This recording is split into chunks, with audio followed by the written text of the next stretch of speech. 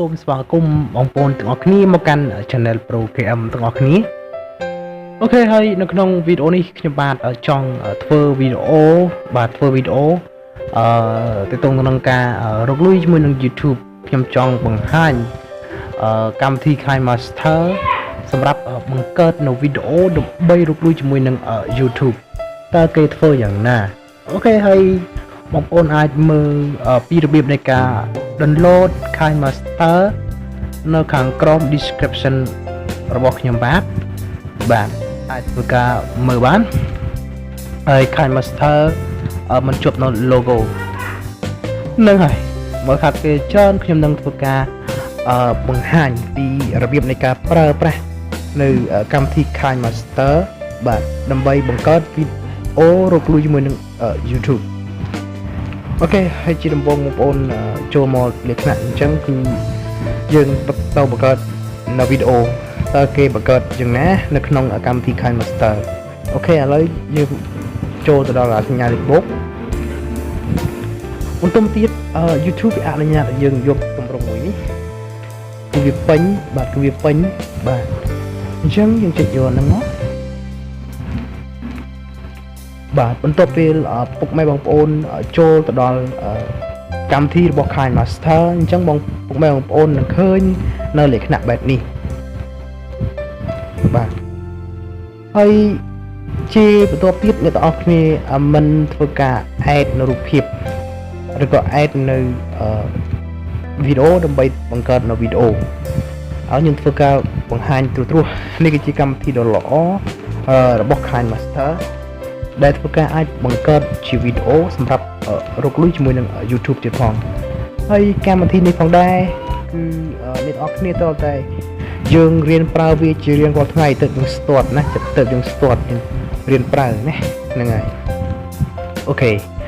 ហើយយើងធ្វើការ add នៅវីដេអូអញ្ចឹងដើម្បី add នៅវីដេអូបានបងប្អូនចុចយកកន្លែង media បន្តមកទៀតបងប្អូនរកមើលវីដេអូដែលបងប្អូនចង់ធ្វើការដំឡើងឬក៏ download កាត់តណាជាឧទាហរណ៍ខ្ញុំធ្វើការកាត់តដាក់វីដេអូ2ណាអានេះគឺជាឧទាហរណ៍របស់ខ្ញុំទេមិនមែនខ្ញុំធ្វើការចង់និយាយថាខ្ញុំឧទាហរណ៍នៅពេលដែលខ្ញុំធ្វើការកាត់វីដេអូខ្ញុំតែងតែដាក់នៅក្បាលវីដេអូនេះក្បាលវីដេអូអញ្ចឹងណាហ្នឹងហើយឬក៏ក្បាលវីដេអូអញ្ចឹងអូខេនេះជាក្បាលវីដេអូអូមកថាយើងយកកន្លែងអត់ក្បាលវីដេអូកន្លែងកាមេរ៉ាបាទកាមេរ៉ាអត់បានថតទេឥឡូវយកកន្លែង trash ចុះនេះ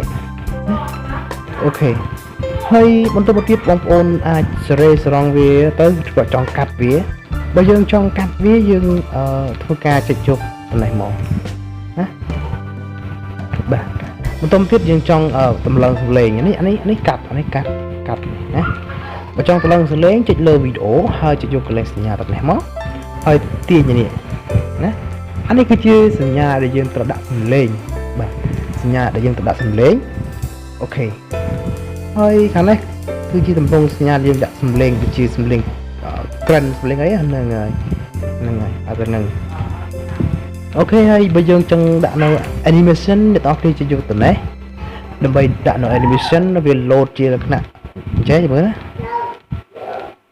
ណាអញ្ចឹងណាហ្នឹងហើយវាលក្ខណៈ load អញ្ចឹងបាទ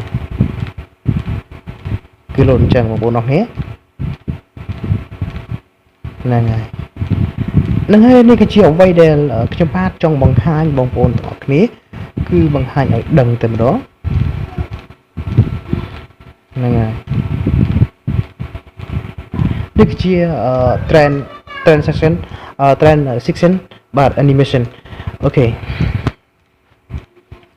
បន្តមកទៀតពេលបងប្អូនធ្វើការបង្កើតនៅវីដេអូហើយបងប្អូនសេរីស្រង់មើលទៅហើយយើងអា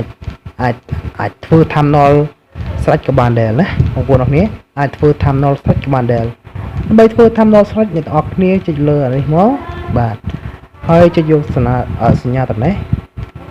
បាទបន្តទៀតយកកន្លែងលើគេបាទអញ្ចឹងន័យថាវាជាប់នៅ thumbnail នៅក្នុងវីដេអូ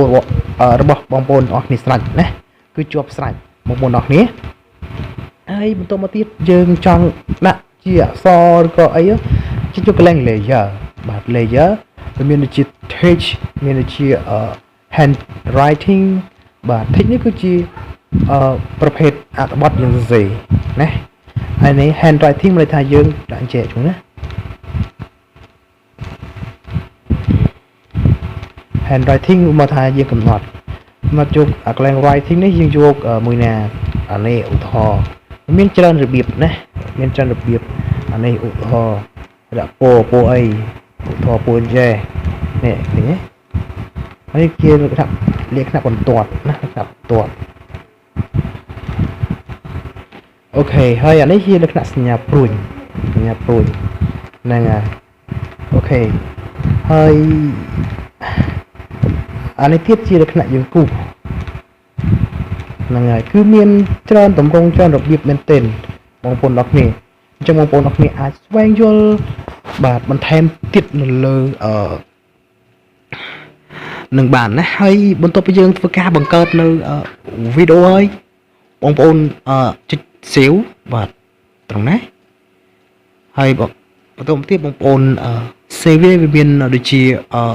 Full HD បាទ 1080p បាទ HD 720p ហើយនឹង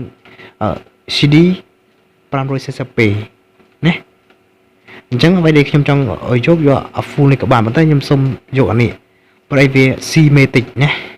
បន្តមកទៀតបងប្អូនចុចយកកន្លែងពាក្យថា export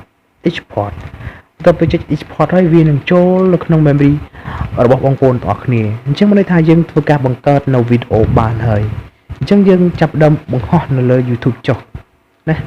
អូខេហើយខ្ញុំបាទគឺមានតែប៉ុណ្្នឹងទេហើយបើសិនជាវីដេអូនេះល្អសម្រាប់បងប្អូនទាំងគ្នាសូមពុកម៉ែបងប្អូនទាំងគ្នាចុចនៅ Subscribe ដើម្បីទទួលបាននូវវីដេអូថ្មីខ្ញុំបាទ ProKM សូមអរគុណសូមជម្រាបលាជួបគ្នានៅវីដេអូក្រោយទៀតបាយបាយ